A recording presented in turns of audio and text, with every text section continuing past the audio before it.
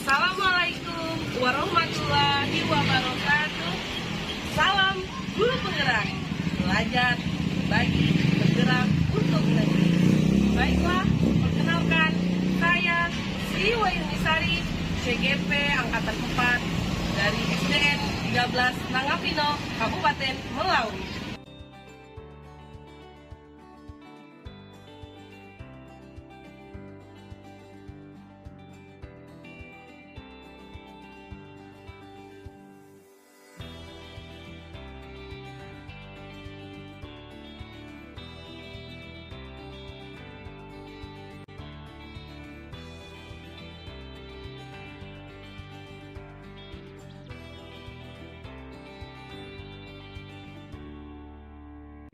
Assalamualaikum warahmatullahi wabarakatuh. Selamat pagi. Gimana keadaannya hari ini? Baik, untuk sebelum kita memulai kegiatan kita pada hari ini, seperti biasa kita akan berbicara. Sekali.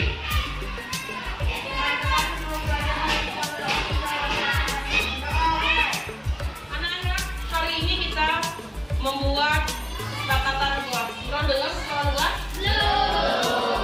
Belum pernah dengar? Baik. Kesepakatan kelas itu adalah suatu nilai-nilai yang kalian yakini, yang dibuat berdasarkan kesepakatan ibu, berdasarkan ide-ide dari kalian juga, dari ibu juga. Kita sepakati bersama-sama, kita yakini, kita tempel di kelas. Yang misalnya kalian, sikap kalian berdasarkan kesepakatan tersebut. Apa-apa saja nilainya? Contoh ya, misalnya kalau kalian membuang sampah sembarangan, itu maksudnya apa? Supaya apa? Kalau sampah dibuang, terus kelas kalian kotor. Jadi dengan kalian tidak membuang sampah sembarangan, maka kalian akan menjaga kebersihan. Nah, kata-kata menjaga kebersihan inilah yang nantinya kalian yakini. Yang kalian yakini berarti kalau aku tidak membuang sampah sembarangan, berarti kelasku bersih. Dan diharapkan juga dengan kita membuat kesepakatan kelas, kalian benar-benar bertingkah laku atau bersikap tentang nilai-nilai yang kalian yakini, bukan karena perintah dari ibu, bukan karena aturan yang dibuat, tapi memang kalian melakukan berdasar dari diri kalian sendiri. Misalnya, saya mengerjakan PR atau tugas sekolah. Saya harus selesai mengerjakan tugas. Itu adalah contoh bentuk sikap pintar, Aurel, tanggung jawab. Berarti bukan karena perintah dari ibu. Oh, aku nih mengerjakan tugas, aku kena marah ibu. Nggak seperti itu. Oh, aku nih harus mentaati aturan. Nggak juga seperti itu. Berarti maksudnya gini, kalian benar-benar melakukan atas dasar diri kalian sendiri. Tadi sudah memberikan kalian beberapa menit untuk kalian sama-sama memikirkan kelas impian seperti apa sih yang kalian inginkan. Ayo di sini siapa yang mau menyampaikan pendapatnya tentang kelas impiannya? Ya, kelas yang bersih. Ya, kelas impian kelas yang bersih. Yang lain? Ya, apa Laura? Kelas yang menyenangkan, kelas impian Laura. Yang lain? Ya, kerja apa? Kelas yang keren. Oke, bagus banget. Kira-kira menurut kalian apa yang harus kalian lakukan ya untuk mencapai kelas impian yang kalian ingin?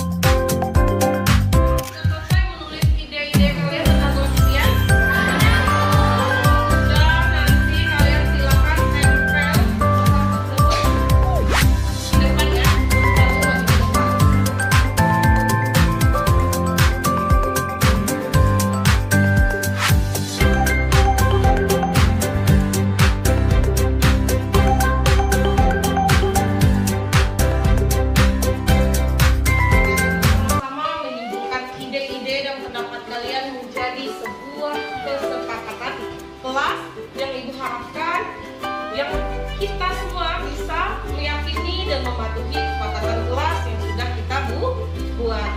Ibu minta tolong ke orang anak ke depan, coba Aurel, bacakan dulu Aurel.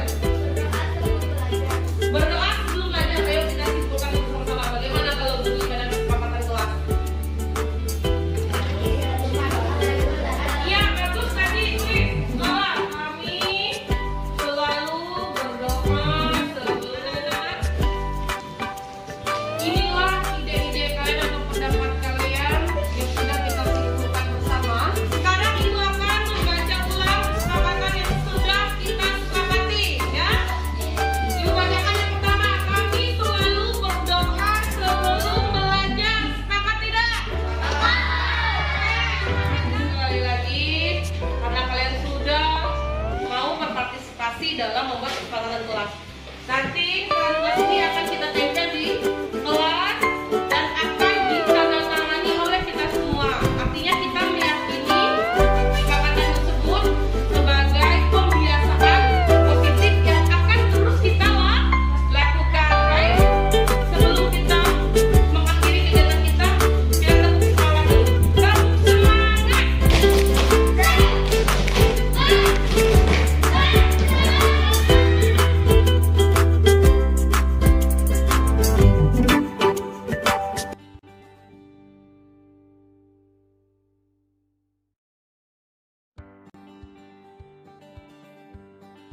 Assalamualaikum warahmatullahi wabarakatuh.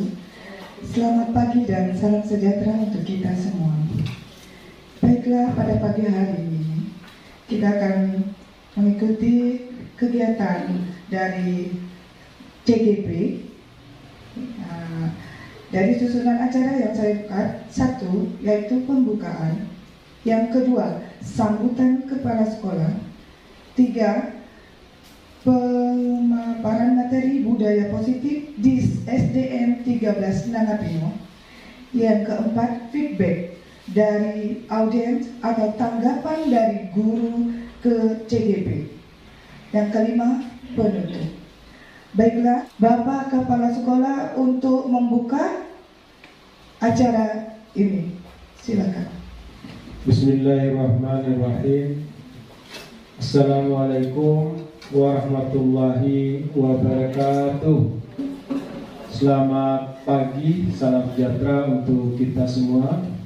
Bapak, Ibu, baik pengajar praktik, Bapak, Ibu Dewan Guru, Bapak, Ibu calon guru penggerak yang saya hormati.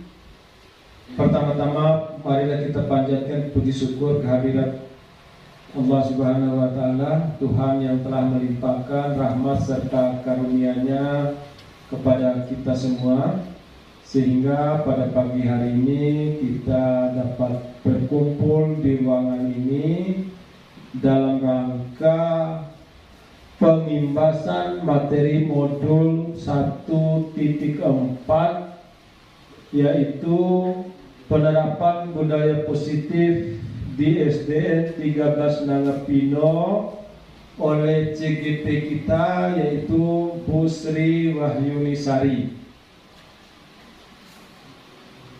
Mungkin Bapak Ibu ada yang bertanya atau tidak mau tahu, atau juga kurang tahu apa sih yang dilakukan oleh guru penggerak tersebut. Oleh karena itu, pada pagi hari ini guru penggerak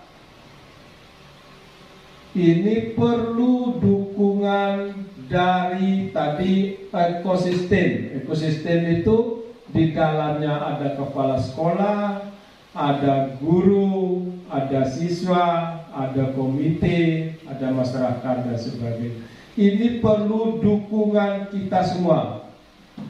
Kalau sudah didukung, berarti kita itu berjalan seiring bersama CGP bersama program sekolah. Apa yang dilakukan oleh CGP di kelasnya itu, calon guru penggerak ini, itu diimbaskan kepada Bapak Ibu. Dan Bapak Ibu akan mempraktekkan seperti apa yang dilakukan oleh CGP. Walaupun Bapak Ibu tidak menerima ilmunya. Ya, ilmunya tidak diterima. Apa sih itu? Misalnya modul 1.4 itu Pak. Modul 1.4 itu memang di situ budaya positif. Ada modul 1.1, ada 1.2, ada 1.3, ada 1.4. Yang ingin CGP terapkan dan semua kita ini bisa melakukan di kelas kita masing-masing adalah modul 1.4, aksi nyata. Aksi nyata itu perbuatan apa yang bisa kita lakukan terhadap siswa. Ya, siswa itu merdeka belajar. Bapak Ibu tidak masuk di CGP, tidak masuk menjadi guru penggerak, tetapi Bapak Ibu dapat ilmu. Ilmu itu diterapkan di kelasnya. Jadi ini intinya kegiatan ini mungkin sebagai bayangan atau jawaban dari pertanyaan-pertanyaan Bapak Ibu. Di samping mereka ini mengerjakan LMS, juga mereka ini ada aksi nyatanya di kelas. Ngimbas diberi kepada Bapak Ibu. Semoga nanti maka disimak, dilihat, ya, dilaksanakan di kelas. Ya, ini harapan pemerintah ini karena ingin mengembalikan marwah pendidikan ini ke jalan yang benar, yaitu siswa itu merdeka belajar. Ya. Jadi boleh nanti ditanya, ditanggapi, ya, apa yang belum Bapak Ibu paham. Oh, tidak sesuai dengan sekolah kita sesuaikan. Makanya nanti diikuti dengan baik. Ini bersyukur sebenarnya, saya merasa senang, merasa bangga dengan adanya sekolah kita ini ada CGP. Nah, sekaligus mungkin saya juga sebagai PP, ya ada bayangannya sedikit. Tapi kalau sekolah lain, mungkin walau-alam dia bingung apa yang dilakukan CGP katanya. Hanya nongkrong di warung kopi mungkin. Sebenarnya manfaatnya sangat besar sekali kita menjadi calon guru penggerak itu. Oleh karena itu di dalam pengimbasan ini saya minta Bapak Ibu ikut benar-benar dilihat ya apa yang dilakukan Bu Sri ini. Bapak Ibu lakukan di kelas. Tidak ada orang yang melarang. Paham ya?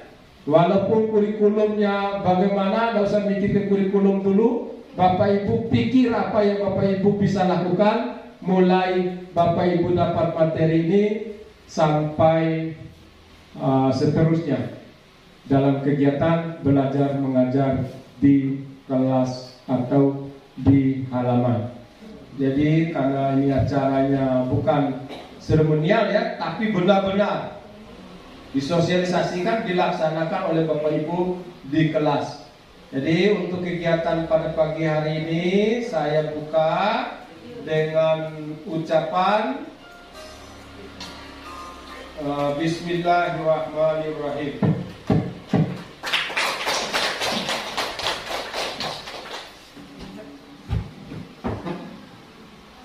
Baik, Assalamualaikum warahmatullahi wabarakatuh.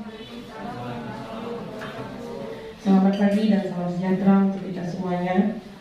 Yang terhormat Bapak Kepala Sekolah SDN 13 Narapino, yang terhormat Ibu Praktik Pengajar Ibu Heni, dan yang saya hormati rekan-rekan guru SDN 13 Narapino. Untuk menyingkat waktu Bapak dan Ibu, saya akan langsung masuk pada materi kita. Tapi yang pertama-tama saya ucapkan terima kasih kepada Bapak dan Ibu semuanya yang telah bersedia hadir untuk meluangkan waktunya pada kegiatan hari ini, yaitu pengimbasan materi modul 1.4 dalam penerapan budaya positif di SDN 13 Nangapino. Salam dan bahagia. Mungkin Bapak dan Ibu tidak asing lagi dengan beliau ya Bapak dan Ibu. Mungkin ada yang ingin menjawab, beliau adalah siapa? Ya. Bapak Ki Hajar Dewantara.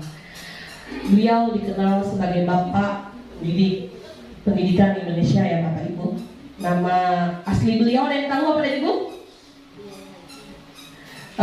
Nama asli beliau? Hebat. Terima kasih Bu. Suryadi Suryanindra.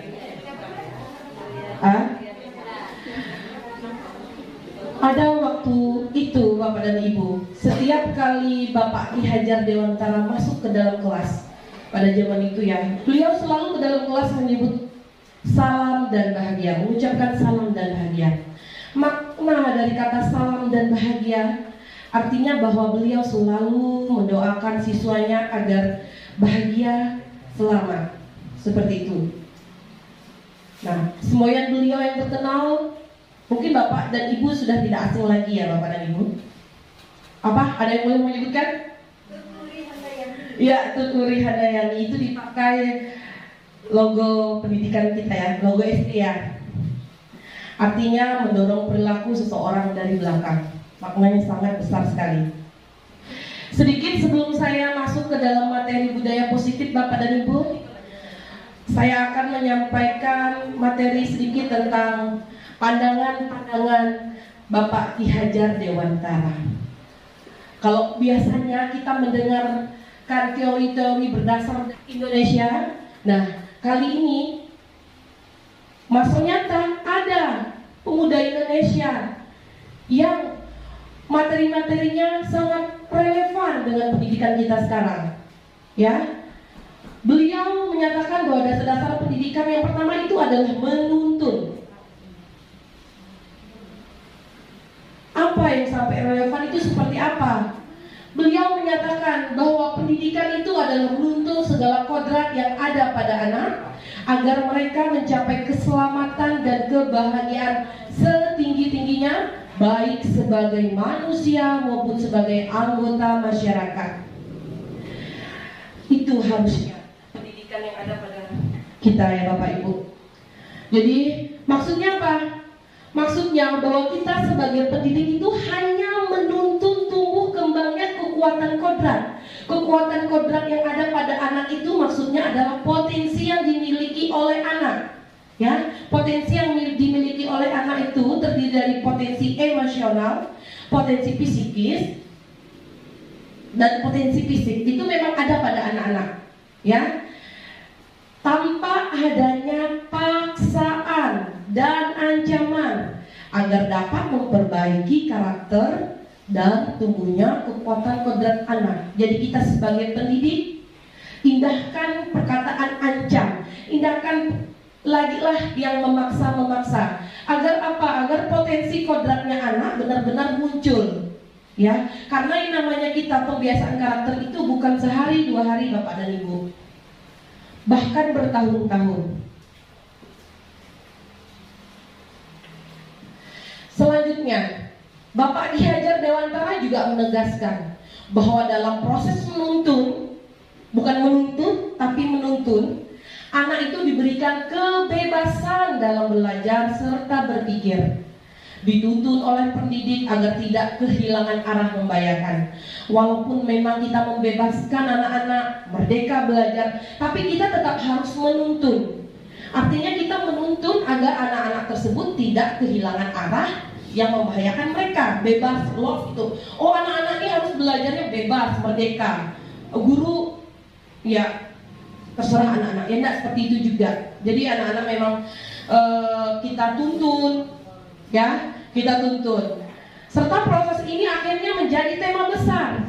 Bayangkan Bapak dan Ibu, Bapak Ki Hajar Dewantara menegaskan seperti itu, dan ternyata menjadi tema besar kebijakan pendidikan saat ini yang digancang-gancang oleh Pak Menteri kita, Mas Nadiem ya, bahwa yaitu merdeka belajar.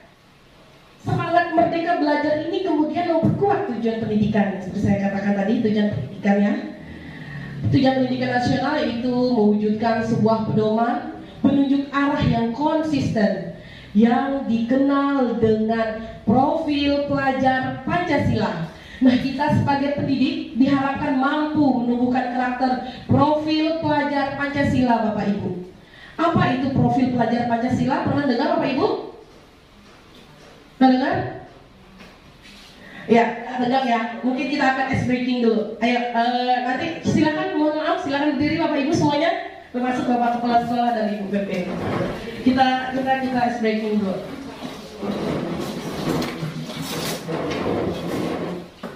Kalau misalnya saya bilang kelipatan 2, berarti yang angka 2-nya nyebutnya dor. Misalnya kan berhitung nih, 1, misalnya lipat 2 berarti dor, 3 dor, 5 dor, gitu ya. Kalau kelipatan 2. Negatifnya yang dornya. Iya, dornya. Itu kelipatan 2, ya? Ya. Dari pewawancara. Jadi kalau misalnya saya bilang kelipatan 2, itu 1 dor dari saya dor. Jadi kalau teman-teman yang lupa kita dorkan. Oke, Bapak Ibu? Paham teman-temannya? Oke, terima kasih. Baik, dimulai dari Ibu. Kelipatan 2. 1 dor. 3 dor. Sekali lagi. Konsentrasi penuh ya. Konsentrasi penuh. Oke. Siap? Nanti loh, sebentar, saya nih belum. Oke. Gimana Pak? Nanti saya lanjutnya sebutkan. Langsung dornya aja, nggak perlu angkanya, langsung dor gitu. Saya nggak boleh kasih tahu dong lipatan berapa. Ini mengetes. Oke, bismillah.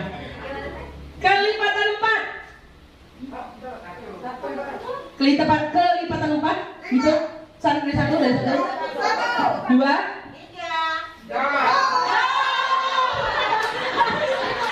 Dari Bapak deh, dari Bapak deh mungkin. Oke, 1, 2 nih. Kelipatan 4. 1 Bu. 3 5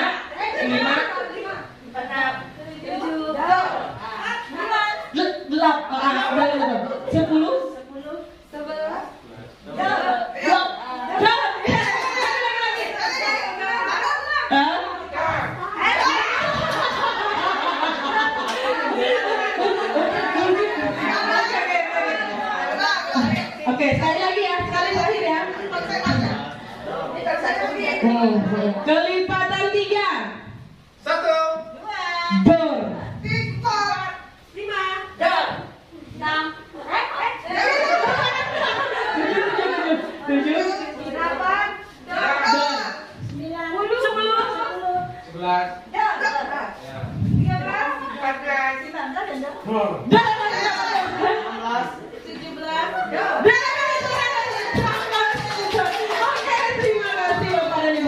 7 kembali. Oke. Ternyata bapak kita nih. Baik, agar tidak bosan ya Bapak Ibu. Nanti akan ada ice breaking selanjutnya. Iya, betul. Oke, lanjut ya Bapak Ibu. Oke, lanjut.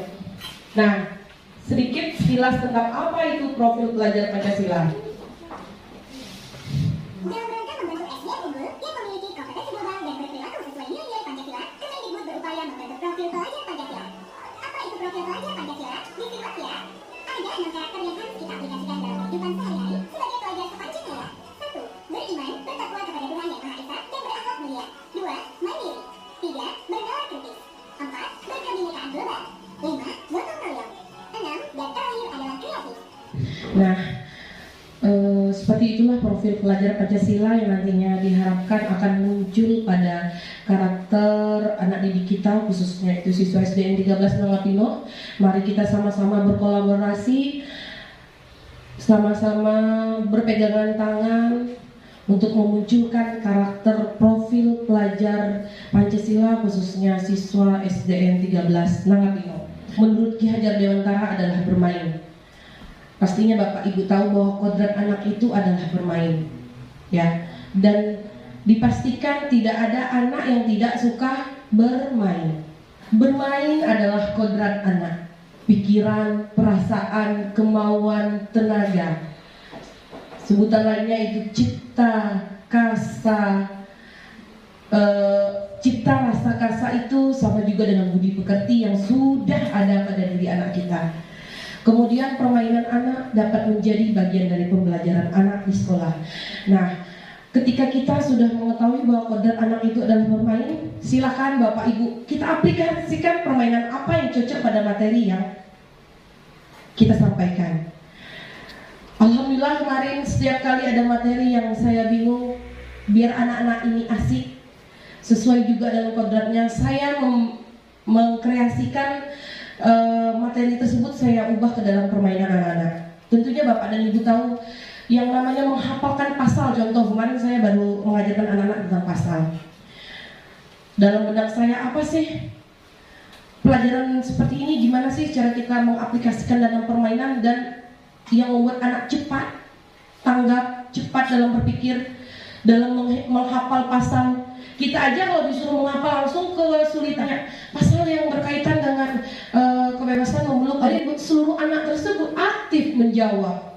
Wow, saya bilang luar biasa. Ketika diajak permainan masukkan kita dalam materi, ternyata mereka lebih cepat. Nanti mungkin Bapak dan Ibu boleh lakukan kelas. Selanjutnya Bapak dan Ibu, dasar-dasar pendidikan menurut Ki Hajar Dewantara, yaitu ada berpihak pada anak. Nah, berpihak pada anak ini nama lainnya dari menghamba pada anak. Mengapa seperti itu? Mengapa kita harus berpihak pada anak?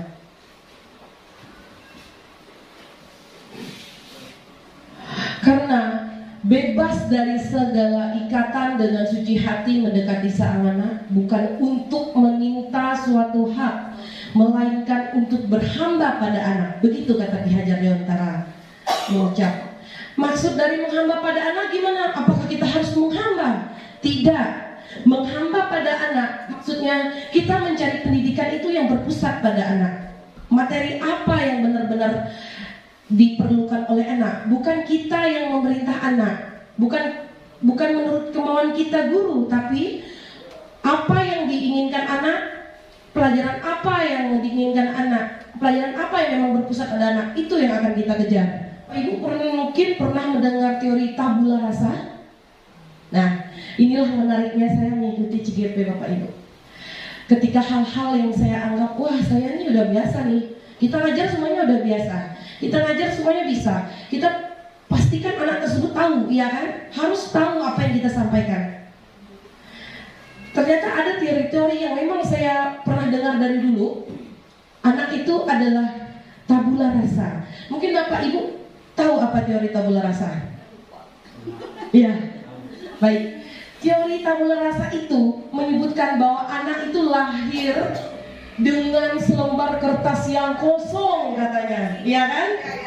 Ternyata Bapak dan Ibu, paham tersebut dibantah oleh Ki Hajar Dewantara. Ya, dibantah. Kenapa? Karena ternyata anak itu bukan tabula rasa. Anak itu bukan kertas kosong yang bisa kita gambar sesuai kemauan orang dewasa. Bukan Bapak dan Ibu. Ternyata bukan. Contoh, anak kita setelah lahir, ya, sekitar umur 3-4 bulan itu pasti udah paham nih masukkan barang ke mulut, ya kan? Apakah kita yang mengajarkan? Tidak, kita tidak pernah mengajarkan. Artinya memang anak itu terlahir memang sudah mempunyai kodratnya, sudah terbentuk. Cuman masih samar-samar Bapak dan Ibu, masih sangat samar-samar sekali. Nah, tugasnya kita sebagai seorang pendidik adalah menegaskan goresan-goresan yang ada pada anak. Intinya kita menegaskan karakter-karakter yang memang sudah ada pada anak, sudah dibawa dia sejak lahir. Kita tegaskan lagi karakter tersebut. Anak itu ada dua Bapak Ibu, kodrat alam dan kodrat zaman. Kodrat alam itu adalah sifat atau perilaku yang memang sudah dari lahir sudah nampak. Kalau kodrat zaman ya seperti ini. Misalnya, contoh pada masa pandemi, kita anak-anak dipaksa untuk belajar melalui aplikasi Classroom, Zoom, WA dan sebagainya. Guru juga kan? Guru juga yang awalnya apa sih WA, apa sih Classroom, apa sih Zoom. Ternyata kita juga dipaksa. Ternyata proses itu namanya kodrat zaman. Yang kita harus bisa, kita harus mampu. Kalau kita tidak mampu bersama-sama, maka kita akan terlindas Bapak dan Ibu. Ya, akan terlindas dengan zamannya. Makanya kita sedikit-sedikit kita haruslah mempunyai keterampilan abad 21 walaupun sekarang sudah menuju revolusional 4.0. Terima kasih Bu Lina, 4.0. Nah, ini sedikit video-video atau aksi nyata ya Bapak yang memang setiap hari saya berusaha melakukan di kelas. Ya, jujur ketika saya mengikuti kegiatan guru penggerak ini, satu hal manfaat yang 1 bulan saya rasakan. Ini sudah 3 bulan kami melaksanakan kegiatan tersebut. Satu hal yang memang belum pernah saya rasakan dan 3 bulan ini saya terharu nih Bapak Ibu ngomong. 3 bulan ini saya merasakan pertama, saya mengikuti guru penggerak ada rasanya kebebasan dalam memanusiakan hubungan dengan anak. Biasanya ketika saya Pak masuk ke kelas, saya datang kerjakan soal ini sekian, saya jelaskan, kamu harus tahu. Kenapa sih kamu tidak bisa tahu? Kenapa kamu ada apa? Selalu saya menuntut. Tapi ketika 3 bulan saya mempelajari materi, alhamdulillah saya dapatkan materi 1.1 dan 1.4, ada 1.2 dan 1.3 ya Bapak Ibu, modul 1 itu. Terbukalah pola pikir saya. Ya, terbuka. Saya ada merasa bebas. Ternyata apa sih yang diperlukan anak-anak saya di kelas? Ternyata dengan saya menggunakan sedikit strategi, dengan saya memanusiakan hubungan saya dengan mereka, ternyata tujuan yang kita harus munculkan, harus kita tuntaskan, tujuan yang ada dalam setiap KD-KD indikator bisa saya capai. Mereka bahagia, saya bahagia. Jujur Bapak Ibu, mungkin Bapak Ibu nanti boleh Bapak Ibu nanti kita sharing ya. Kita sama-sama kita kolaborasi untuk memajukan sekolah tercinta kita. Itu pasti harapan Bapak masalah ke depannya. Ya. Nah, ini adalah video pembelajaran saya di kelas. Mungkin Bapak Ibu boleh menyimak. Ya, tetap dengan protokol kesehatan. Kelompok yang satu menanyakan kelompok yang lain.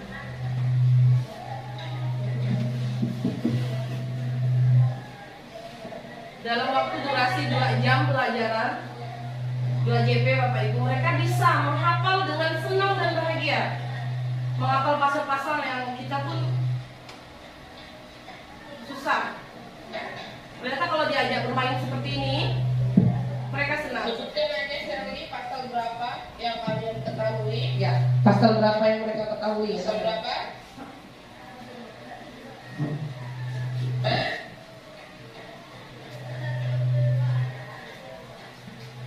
Benar nggak pasal 32? Benar ya. Sampai pasalnya pun mereka ingat Bapak dan Ibu ketika diajak bermain. Luar biasa. Ternyata potensi anak-anak kita sangat luar biasa. Yang misalnya nggak bisa jawab, ya yang vulgar, gerakannya yang mereka suka. Supaya saya berusaha memasukkan kodrat zamannya juga. Apa sih tren anak-anak sekarang? Mereka nggak bisa kita pungkiri, TikTok, capcut dan sebagainya. Ayo kita masukkan dalam pembelajaran. Ternyata asik Bapak dan Ibu. Nah ini setelah jam istirahat, sebelum istirahat,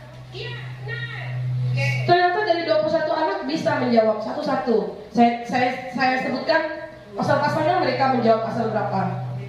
Itu satu yang memang benar-benar sudah nampak Bapak Ibu. Saya yakin Bapak dan Ibu pasti bisa menerapkan di kelas. Saya yakin. Oke. Nah, masuk pada materi yang selanjutnya Bapak Ibu, budaya positif. Pernah dengar budaya positif Bapak dan Ibu? Apa budaya positif? Budaya positif. Kalau dengar kata bahasa budaya positif apa? Siapa? Gimana Bu Peri? Ya, gimana Bu Linda? Melakukan sesuatu atau melakukan suatu secara baik. Secara baik, ya. Budaya positif. Nah, hampir mirip ya.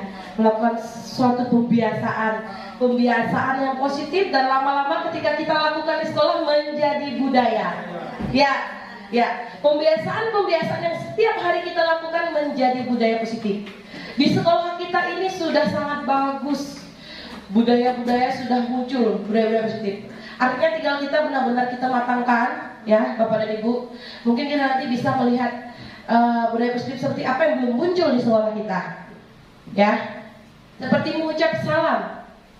5S itu kan memang sudah kita terapkan. Sebelum pandemi, kita pernah menyambut siswa kita dengan salam, senyum dan sapa. Itu salah satu budaya positif. Nah, mereka terapkan di kelas, mereka negur temannya. Ketika mereka bisa menegur, salam, senyum, sapa. Nah, itu muncullah dia, budayanya muncul.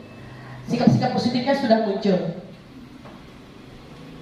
Nah, untuk menjadikan sekolah sebagai rumah yang aman, nyaman, dan bermakna bagi murid, pastinya diperlukan budaya positif yang menjadi kebiasaan-kebiasaan baik berupa sikap, perbuatan, dan segala bentuk kegiatan ya yang dilakukan oleh warga sekolah, sehingga karakter anak kita akan terbentuk dengan baik dan potensi anak tadi itu akan tumbuh dan berkembang secara optimal. Ya, kegiatan-kegiatan positif kita sudah kita lakukan setiap pagi Jumat setelah selesai senam. Kita melakukan literasi bersama di halaman sekolah. Nah, itu salah satu kegiatan-kegiatan positif. Sebelum pandemi itu memang menjadi budaya ya Bapak ya. Sudah menjadi budaya Bu di sekolah kita Bu, literasi. Lanjut ya. Apa saja yang akan kita pelajari di budaya positif? Oh ya, mohon maaf sekali lagi di sini saya berdiri bukan mengajar atau menggurui, tapi kembali lagi saya memang harus menyampaikan materi ini supaya kita benar-benar bisa berkolaborasi membangun ekosistem yang ada di sekolah kita. Itu harapan ke depannya. Budaya positif itu terdiri dari perubahan paradigma, stimulus respon lawan teori kontrol, selanjutnya disiplin positif, dan 3 motivasi perilaku manusia, keyakinan kelas, hukuman dan penghargaan, pemenuhan kebutuhan dasar, 5 posisi kontrol, dan segitiga restitusi. Tanpa sadar kita sudah melakukan budaya positif, tapi kita nggak sadar. Tapi gini lagi Bapak dan Ibu, apakah yang kita lakukan sudah sesuai? Saya senangnya belajar materi ini benar-benar real. Biasanya kalau teori-teori yang ada bersifat ketika kita terapkan di sekolah, efeknya ke siswa mereka tidak menjelaskan. Tapi Bapak dan Ibu nanti boleh refleksi tentang materi ini.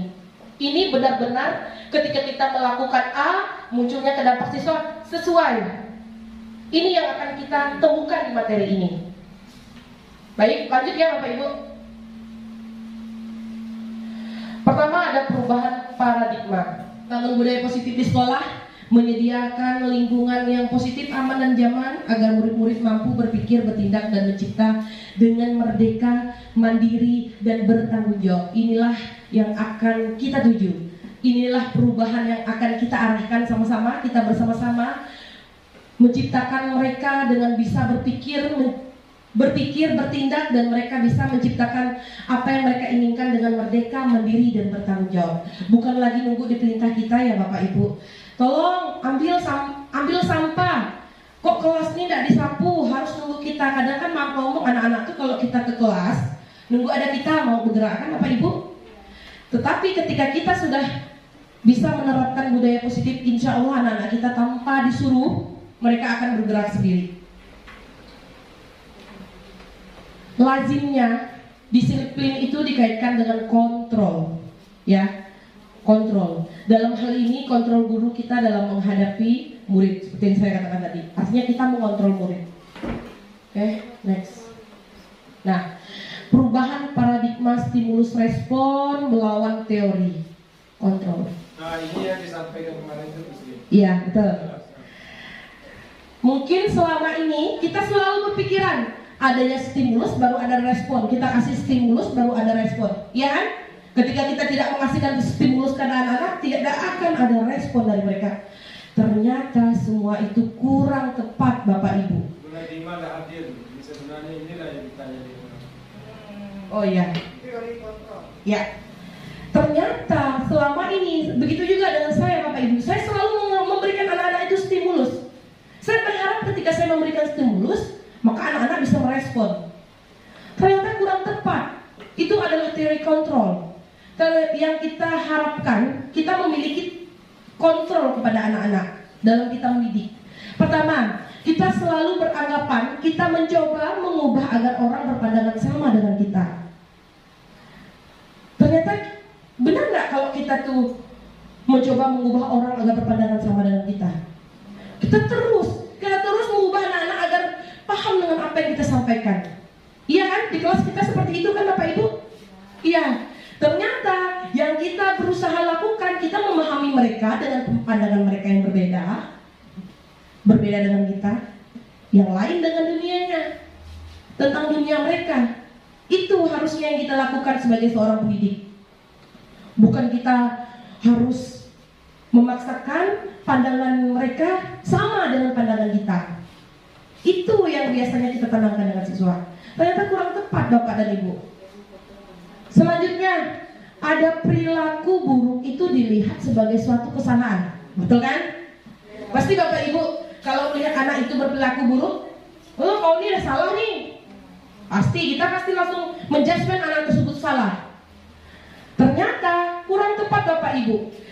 Semua perilaku yang anak didik kita lakukan itu semuanya punya tujuan. Nanti kita akan belajar tentang pemenuhan kebutuhan manusia. Jadi apa yang anak didik kita lakukan semuanya punya tujuan. Semuanya punya tujuan.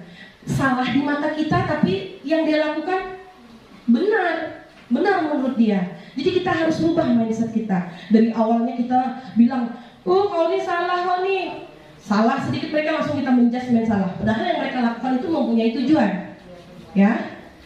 Selanjutnya yang ketiga, orang lain bisa mengontrol saya. Coba Ibu Ferry atau Ibu Ayu, dengan Ibu Ferry atau Ibu Ayu, maju ke depan sebentar. Ya, dua-duanya. Bu Ferry tulis di kertas. Apa yang paling berharga dalam hidup Bu Ferry? Terserah. Apakah tentang perasaan atau barang atau makhluk hidup? Yang paling berharga, ya benar nih, yang paling berharga. Ya. Baik, sudah? Coba Bu Ferry genggam, kuat-kuat. Genggam kuat. Oke, Bu Ayu lakukan segala cara merayu Bu Ferry agar bisa memberikan sesuatu yang berharga dalam hidupnya. Benar, lakukan. Kita lihat ya, lakukan aja. Pokok Bu Ayu lakukan apa kira-kira biar Bu Ferry ini bisa memberikan sesuatu yang berharga dalam hidupnya. Ingat ya Bu Ferry, yang berharga loh. Sampai dapat, kalau dapat nggak apa-apa, tapi kita kasih waktu berapa detik gitu.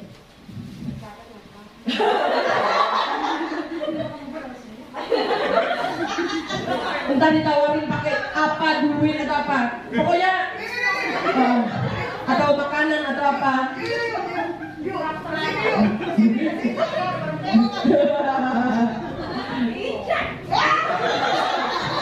Tawarin duit.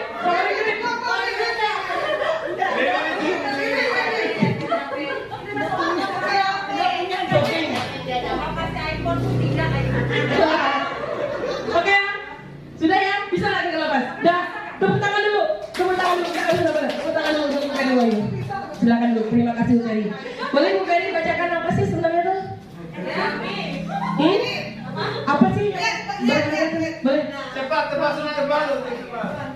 Keluarga. Tepuk tangan. Nah, sekarang kita kaitkan dengan teori ini Bapak dan Ibu. Ternyata yang bisa mengubah kita itu bukan dari orang lain, tetapi dari diri kita sendiri. Ya kan? Ketika kita tidak mau melakukan, ya tidak. Begitu juga dengan anak-anak. Dia mempunyai hal yang berharga, tujuan yang berharga, sehingga dia memang tidak bisa dikontrol oleh kita guru. Walaupun kita guru bilang, ya ampun nak, cara apa lagi sih ngalukan kau nih gitu. Ya, pasti ada kebutuhan hidupnya yang belum terpenuhi. Nanti kita akan belajar tentang itu ya Bapak Ibu. Ya, Bisa diterima kan Bapak Ibu? Jadi yang bisa mengontrol diri kita sendiri itu ya kita. Selama ini kan kita beranggapan kita bisa mengontrol si anak. Mengontrol. Kita bisa mengontrol si anak. Kita guru bisa mengontrol anak. Kamu harus seperti apa yang saya mau. Betul Bu Ferry. Kita mau dikontrol. Maaf Bu Dewi. Jadi yang bisa mengontrol si anak ya si anak tersebut. Bagaimana sih cara masuk agar anak mau? Ya, itu nanti yang akan kita pelajari. Baik, ya. Bisa dipahami ya Bapak Ibu? Oke. Selanjutnya, saya bisa mengontrol orang lain. Nah, tadi nih yang dipraktekkan Bu Ferry dan Bu Ayu, ternyata kita tidak bisa mengontrol orang lain. Makanya dibantah langsung oleh teori kontrol. Jadi teori stimulus respon ini melawan teori kontrol, dilawan oleh teori kontrol. Akhirnya paradigma kita, mindset kita yang menyatakan kasih dulu deh stimulus sama anak-anak, baru deh mereka ada respon. Ternyata selama ini kita kurang tepat. Salah mindset kita, kurang tepat. Ternyata dengan teori kontrol lah yang bisa mewujudkan. Iya, kasih iPhone juga sampai nggak mau. Ya, begitu juga kan anak kita Bapak dan Ibu.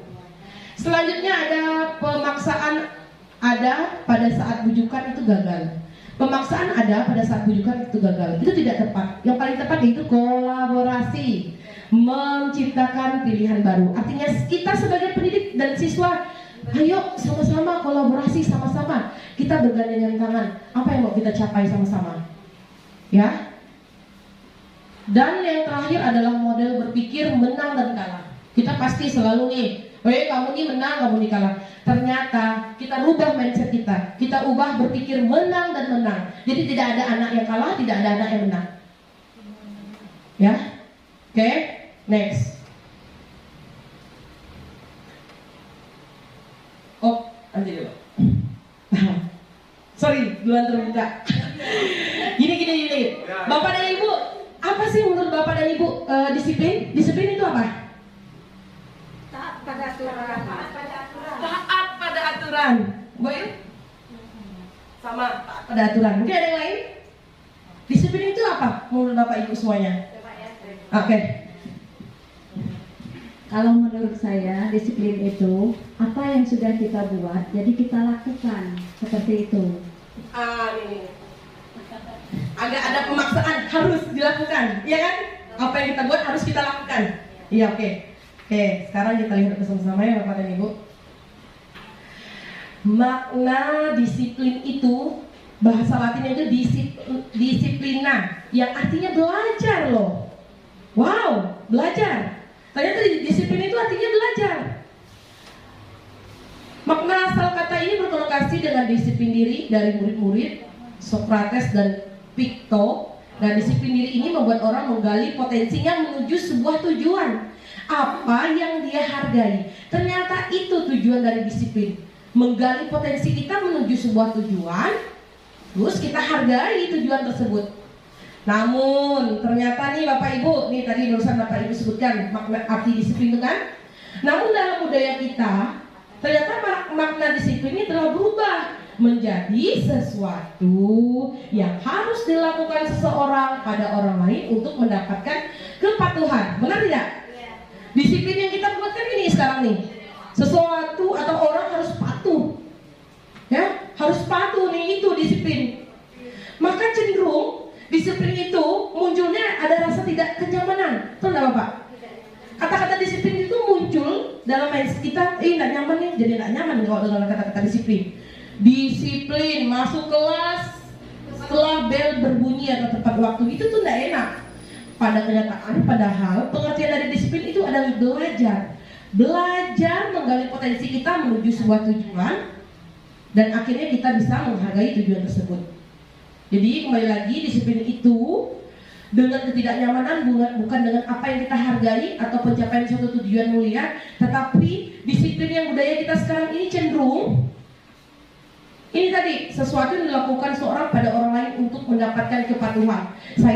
Saya membuat peraturan agar kalian patuh. Kan itu jadi ujung-ujungnya. Disiplin itu seperti itu. Ayo kita sama-sama buka wawasan kita. Ternyata disiplin itu loh maksudnya. Oke, next ya Bapak Ibu. Bilang mah kalau kita minum makan. Lanjut terus. Ya. Nah, ternyata Bapak dan Ibu ada 3 teori motivasi yang apa ya? 3 teori tersebutlah yang membuat perilaku manusia. Ternyata manusia berperilaku itu berdasarkan 3 teori ini, Bapak dan Ibu. Ya. Pertama, untuk menghindari ketidaknyamanan, ya, atau hukuman. Jadi perilaku manusia ini kan terkadang untuk menghindari ketidaknyamanan hukuman, iya kan? Dengan kita melakukan disiplin, kita menghindari ini hukuman, kita menghindari ini ketidaknyamanan. Motivasi kita lah, motivasi yang ada pada diri kita nih untuk menghindari ketidaknyamanan, betul kan? Motivasi kita yang pertama ini untuk menghindari hukuman, itu yang kita kejar. Biasanya dalam hati kita ini yang berkata, apa yang akan terjadi apabila saya tidak melakukannya? Itu motivasi yang pertama. Kalau kita tidak melakukannya, apa sih yang terjadi nih? Gitu lah. Jadi bukan motivasi yang seharusnya yang dilakukan pendidik. Ternyata motivasi ini malah takut nih, apa sih yang akan terjadi? Apa yang akan terjadi apabila kita tidak melakukannya? Itu namanya motivasi eksternal, Bapak Ibu. Artinya motivasi itu motivasi yang dari luar. Yang dari luar. Jadi, ya apa yang akan terjadi apabila saya tidak melakukannya? Itu kan dari luar, bukan dari diri kita sendiri. Ketakutan, ketidaknyamanan. Selanjutnya ada motivasi yang kedua, yaitu untuk mendapatkan imbalan dari orang lain atau institusi. Iya kan Bapak Ibu? Ketika kita motivasi kita kadang gini, yuk ikut pelatihan yuk, dapat sertifikat loh. Enggak Bapak Ibu, saya juga seperti itu. Ternyata motivasi itu ini berlaku ini. Iya, mindset kita ya. Ini loh motivasi kita nih. Ini motivasi kita untuk mendapatkan imbalan dari orang lain. Tidak bisa dibohongi. Itu sama. Itu berarti motivasinya dari eksternal, dari luar. Aku nih mau melakukan ini biar dapat apa gitu kan? Iya. Anak-anak ini nanti terpikir dia mau belajar seperti ini, dapat peringkat. Oh, aku nih dapat juara nih. Dapat juara, dapat hadiah nih. Itu yang kita hindarkan sebagai pendidik ternyata Bapak dan Ibu. Saya jujur, saya juga melakukan motivasi-motivasi seperti ini. Tapi ketika saya belajar, ternyata kita sebagai pendidik diarahkan untuk menanamkan motivasi yang ketiga pada anak-anak kita, Bapak Ibu. Apa motivasi yang ketiga? Motivasi internal. Itulah dia tujuan dari disiplin positif. Artinya motivasi tersebut dari diri sendiri. Apa yang ketiga Bapak Ibu? Untuk menghargai diri sendiri, menjadi insan sesuai harapan dia. Ini motivasi ketiga yang diharapkan kita sebagai pendidik mampu mengarahkan peserta didik kita untuk mencapai motivasi yang ketiga. Seperti apa sih bahasanya? Saya akan menjadi orang seperti apa bila saya melakukan.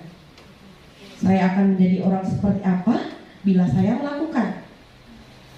Jadi itu benar-benar dari diri sendiri, dari diri kita sendiri. Oke, mungkin saya menjelaskan terlalu cepat tidak Bapak Ibu? Pas? Oke, baik, terima kasih Ibu. Next ya.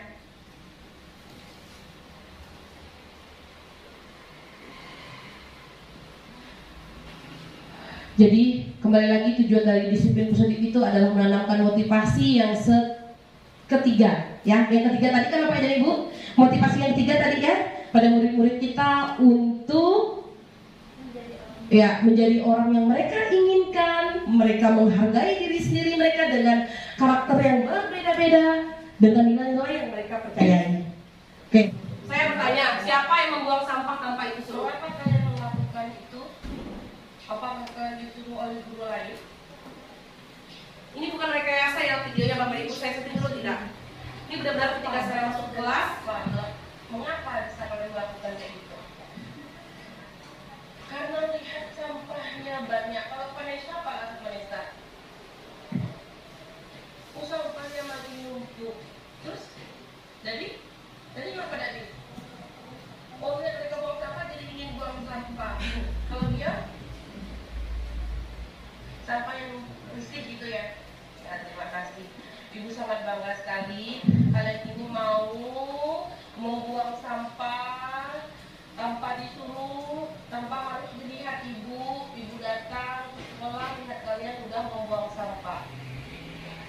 Sisi baik inilah yang Ibu harapkan, yang Ibu inginkan ketika kalian bisa memunculkan dalam diri kalian. Motivasi internal kalian sudah dimunculkan tanpa kalian disuruh, tanpa kalian diminta oleh orang lain. Ibu sangat bangga sekali sama kalian. Tolong yang belum muncul bisa pelan-pelan, ya. Ini kronologinya Bapak, ketika saya datang ke kelas, saya melihat anak-anak nih sibuk buang sampah. Ya, hari Sabtu, ya, hari Sabtu ketika saya ada tugas di luar, saya datang ke kelas sebentar memberikan tugas. Ternyata saya melihat beberapa anak asik membuang sampah. Ngapa kalian buang sampah, Bu? Saya pikir, mohon maaf, ada yang nyuruh. Ternyata sekali ditanya, nah itulah yang terjadi. Gini, artinya saya berusaha mewujudkan budaya positif yang ada di kelas kecil saya. Artinya alhamdulillah Bapak dan Ibu muncul dikit-dikit, muncul beberapa orang anak, walaupun belum semuanya ya Bapak Ibu. Kita jangan mengharapkan, ibaratnya langsung mengharapkan dia menjadi berubah semuanya, tidak. Yang namanya penanaman karakter itu tadi seperti yang saya katakan, itu perlu proses waktu yang lama.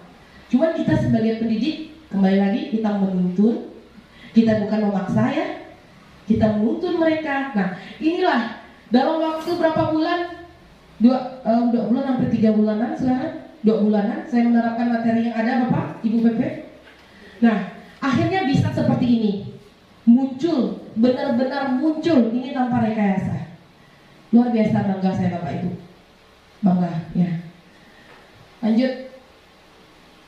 Nah sekarang ada yang namanya keyakinan kelas, hukuman, dan penghargaan. Apa keyakinan kelas? Mungkin Bapak dan Ibu tahunya kita nih, tahunya cuma peraturan kan? Peraturan aja yang memang familiar bagi kita. Mengapa sih harus keyakinan kelas? Pertanyaan, mengapa kita memiliki peraturan harus menggunakan helm bila mengendarai roda 2? Siapa yang mau menyebut? Mengapa kita harus menggunakan helm? Mematuhi peraturan dan juga supaya aman. Supaya aman. Oke. Mematuhi peraturan, oke. Supaya aman. Lebih mematuhi peraturan atau supaya aman ya Duan pakai helm? Hah? Yang lebih maksudnya pilih loh Kak. Yang lebih dipikir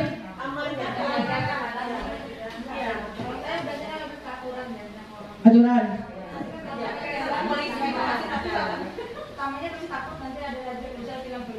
Oke, gini aja. Siapa yang lebih benar-benar mematuhi aturan tersebut demi keamanan dengan benar-benar hanya mematuhi aturan? Cung. Keamanan diri. Yakin Bu, kalau kita pakai helm, yakin aman kan kepala kita nih terutama? Nah, itulah kenapa keyakinan kelas lebih begitulah maksudnya, lebih merasa di hati kita, karena ternyata aturan-aturan yang kita patuhi itu ada yang kita yakini. Kita yakini bahwa kita akan aman ketika kita menggunakan helm. Makanya kita mematuhi peraturan gunakan helm pada saat kita mengendarai roda 2, bukan pakai mobil yang Peria. Ya. Lanjut. Iya betul. Option kedua, mengapa kita memiliki peraturan 3M, menggunakan masker, mencuci tangan, dan menjaga jarak 1,5 meter? Kenapa? Why? Supaya tidak terjangkit corona. Yakin supaya tidak terjadi corona? Tapi kenapa? Kenapa di peraturan tuh gunakan masker? Apalagi cuci tangan, ya kan? Jaga jarak. Padahal ada sesuatu yang kita yakini agar kita selalu sehat. Oke, ntar ya, orang yang ketiga lagi. Maaf. Semangat benar nih Bu. Mengapa kita memiliki peraturan harus datang tepat waktu pada saat mengikuti pelatihan? Mengapa? Ayo. Menghindari ketidakenaknya. Apa? Supaya tidak ketinggalan materi. Benar kata Bu Ayu, supaya tidak ketinggalan materi. Apa yang kita yakini? Jangan takut kata orang. Iya, betul. Nah, ternyata untuk mendukung motivasi intrinsik tadi Bapak Ibu, ingat kan motivasi ada 3 tadi itu kan? Yang kita arahkan adalah motivasi apa Bu Sumi? Dari dalam. Dari dalam ya, motivasi intrinsik itu lebih ngeh di hati para peserta didik kita. Jadi kembali lagi ke nilai-nilai keyakinan lebih menggerakkan seseorang. Ternyata benar tadi kata Bu Dewi bilang ya biar aman, kata Bu Hartini bilang biar aman nih kepala. Ternyata yang kita yakini yang lebih menggerakkan kita dibandingkan mengikuti serangkaian aturan. Betul nggak? Ternyata dengan kita yakin itu lebih menggerakkan kita daripada kita mengikuti aturan. Bisa diterima ya Bapak Ibu? Saya mencoba melakukan aksi nyata saya di kelas Bapak dan Ibu. Apa sih? Yaitu saya kemarin membuat kesepakatan kelas. Mungkin bisa dilihat Bapak dan Ibu. Ini kesepakatan kelas yang akan saya munculkan nanti di kelas. Ini Pak, di belakang Bapak Pak. Ini Pak, di belakang nih Pak. Itu belakang Bapak. Ya. Ya. Ini adalah kesepakatan kelas yang telah kami buat. Ya. Ini yang saya terapkan ini pada materi tentang keyakinan. Inilah dia. Saya mencoba membuat kesepakatan kelas. Ya. Kita ubah deh peraturan. Kita yakin karena kita hal-hal yang kita yakini lebih menggerakkan tadi. Mengapa namanya kesepakatan kelas? Karena disepakati oleh guru dan siswa. Selama ini peraturan yang kita buat itu dari guru, ya kan? Tidak pernah kita mau dengarkan dari siswa, tidak pernah kita mau mendengarkan ide-ide dari mereka. Ayo kita rubah bersama-sama. Boleh masing-masing kelas. Pasti sangat didukung oleh Bapak Kepala Sekolah kita seperti yang beliau katakan. Ya, kita mulai dari bentuk dulu kesepakatan kelas kita. Ya, kesepakatan kelas kita buat. Nah, ini adalah ide dari kesepakatan kelas itu tidak banyak ya Bapak Ibu, tidak lebih dari 10. Singkat saja, artinya bisa dipahami. Dan nanti setiap sebulan sekali kita akan mengadakan ya tentang kesepakatan ini. Ibu, boleh kita buat di kelas kita masing-masing? Kita buat kesepakatan kelas. Anak kelas 1 bisa nggak Bu? Jangan salah, bisa loh. Mereka dengan menggunakan bahasanya sendiri. Nanti kita simpulkan ide-ide dari mereka. Ya, semangat ya. Bisa buat ya? Boleh buat. Sekali lagi bukan peraturan kelas. Ya, bukan peraturan keras. Ketika mereka lupa, kita ingatkan kembali. Apa kesepakatan kelas yang sudah kita buat bersama-sama? Apa yang kalian yakini? Ketika mereka lupa misalnya, oh, ingat kita pernah sama-sama loh buatnya kami. Kami ini bukan hanya mereka, saya juga Bapak Ibu. Saya juga. Kami senantiasa berdoa sebelum memulai dan menutup pelajaran di tambahan. Jadi saya juga harus itu dan sebagainya. Nanti bisa Bapak Ibu lihat. Oke ya. Selanjutnya ini perbedaan peraturan dan keyakinan kelas. Contoh peraturan: selalu kembalikan buku ke tempatnya. Selalu. Padahal yang kita yakini ketika kita mengembalikan buku itu adalah tanggung jawab, ya kan? Ketika kita bisa mengembalikan buku, coba ini misal aturannya seperti ini. Padahal yang kita yakini adalah tanggung jawab kita ketika kita mengembalikan buku, berarti kita tanggung jawab. Terus dilarang mengganggu orang lain, peraturan yang ada di kelas. Padahal yang harus kita yakini dengan kita melarang mengganggu orang lain itu menghormati orang lain dan diri kita sendiri. Lanjut ya Bapak Ibu. Ada lagi yang namanya peraturan hadir di sekolah 15 menit sebelum pembelajaran dimulai. Padahal dengan kita melakukan ini, yang kita yakini adalah menghormati orang lain dan komitmen kita pada tujuan. Ada lagi dilarang melakukan kekerasan. Biasanya peraturan ini selalu menggunakan kata-kata konotatif atau kata-kata negatif. Tapi kebeda dari kesempatan kelas Bapak dan Ibu, kesempatan kelas mereka menggunakan bahasa-bahasa yang positif. Mengapa sih peraturan dibuat itu selalu menggunakan kata-kata yang negatif? Coba anak ibu, Bu Peri, Ois dibilang jangan lari-lari. Pasti tetap lari-lari, ya kan? Coba kalau bilang hati-hati ya Ois. Pasti yang terpikir udah ya otak anak Bu Peri, oh aku nih jalannya harus hati-hati. Mengapa setiap kita larang, anak-anak tersebut selalu melakukannya? Semakin menjadi kata buat ini. Karena kita tuh selalu membiasakan anak kita menggunakan kata-kata larang, jangan. Yuk kita rubah. Sama-sama kita saling mengingatkan. Kita kurangi dengan kata-kata, jangan buang sampah situ. Masih nggak buang sampah? Kemarin Ibu Ayu pernah buat pengumuman di grup. Diimbau ya untuk seluruh warga sekolah, jangan buang sampah di belakang.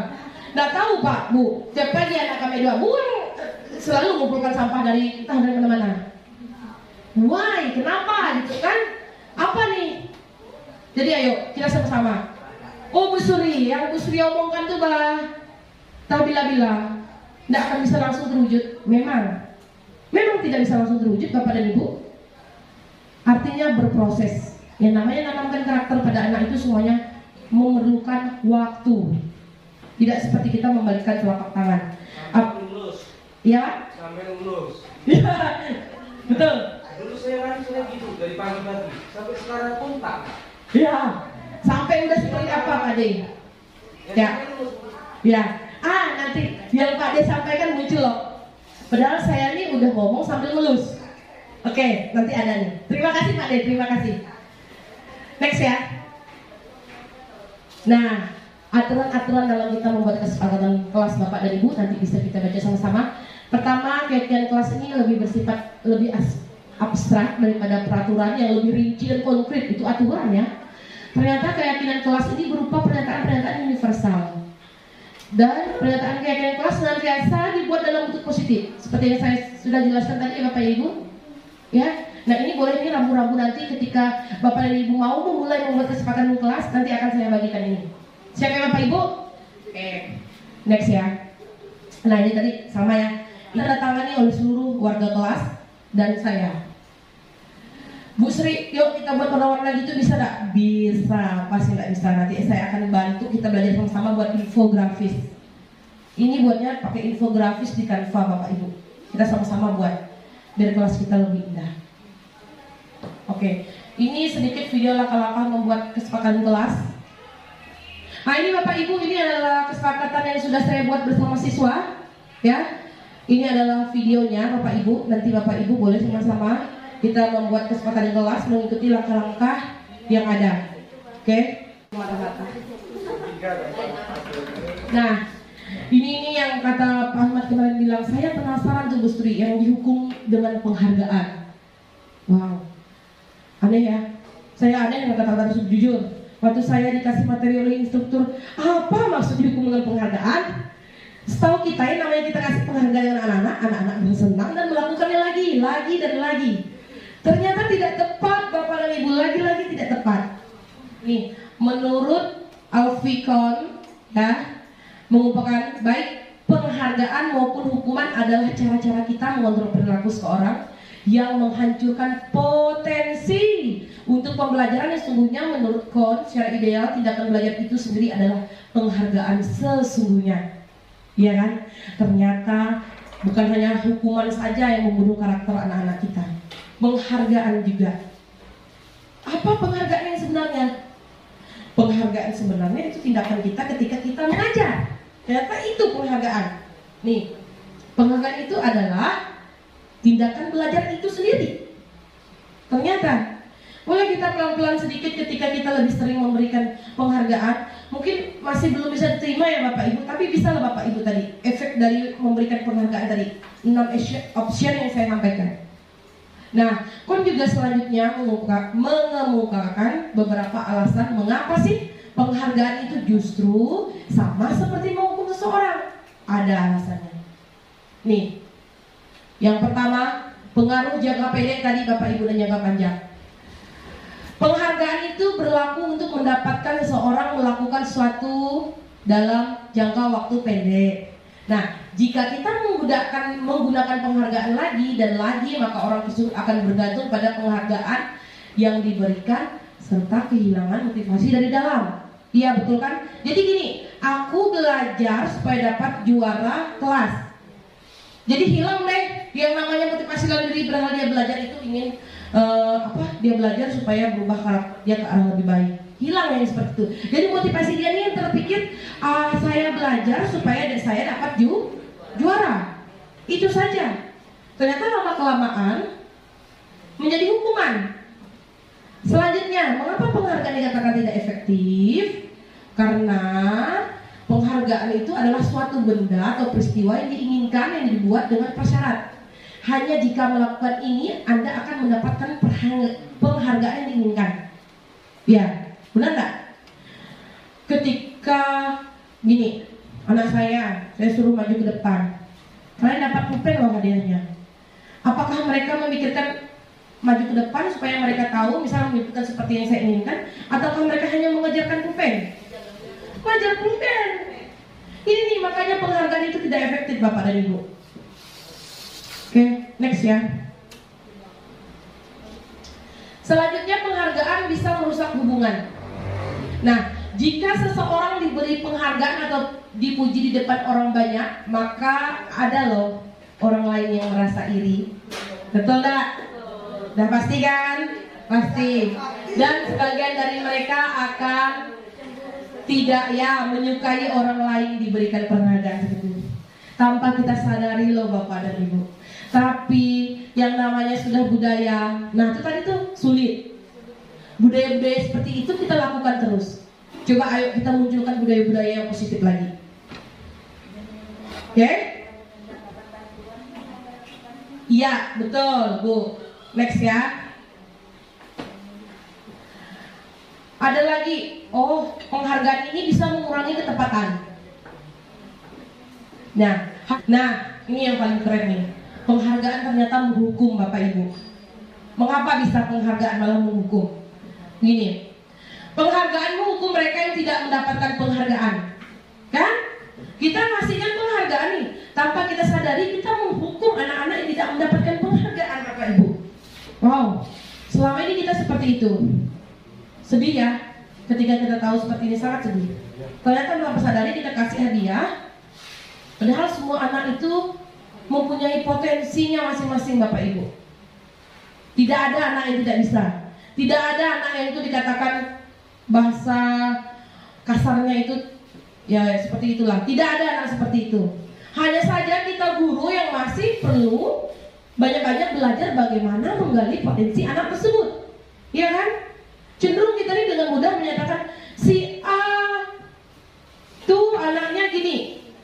Tanya pada diri kita, apa yang sudah kita lakukan untuk si A? Pernahkah kita berbicara dari hati ke hati?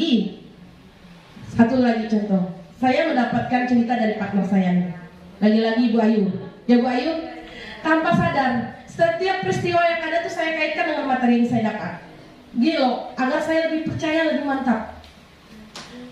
Ternyata yang disampaikan Bu Ayu sama lah Bu Ferry, materinya gini. Bu Ayu bercerita dengan saya, datang ya. Nggak saya sebutkan ya namanya, maaf. Si Fir nih Dek. Dia ini tersinggung saya Fir. Ya Fir. Oh ya bukan maksudnya Pak Fir. Lando aja. Lando nih Dek. Dia nih dia tuh masa bodoh, dia cuek. Dia bilang, nggak saya nggak dapat, kemarin kita baru vaksin ya, nggak saya itu Bu dapat surat pernyataan. Kenapa? Kata Ibu, kebetulan wali kelasnya Bu. Kenapa? Dia bilang gini, lagian saya buat surat pernyataan ke rumah pun orang tua saya nggak peduli. Ternyata Bapak dan Ibu, menjam saya. Ternyata Bapak dan Ibu, anak-anak kita nih, ternyata ada kebutuhan mereka yang tidak dipenuhi. Ya, oke next, nanti itu akan saya jelaskan pada kebutuhan manusia. Ya contoh dari Bu Ayu, saya senang sekali. Jadi ketika ini sekarang saya di Bu Ayu, saya mengamati ibu-ibu yang lainnya. Peristiwa-peristiwa apa ternyata benar-benar sesuai dengan apa yang saya pelajari. Jadi bukan hanya teori belaka, tapi ketika real di lapangan, ini benar. Saya amati benar, ini benar. Motivasi apa nih? Pada hari ini juga saya ada berdiri di depan Bapak dan Ibu, motivasi apa? Kalau saya hanya memenuhi tugas aslinya saya pada modul 1.4 ya Bapak Ibu, Bu Pepe khususnya, berarti itu masih saya menggunakan motivasi eksternal. Artinya saya hanya mau mendapatkan nilai dari Ibu PP. Saya hanya mau takut nih, tidak mau memenuhi tugas.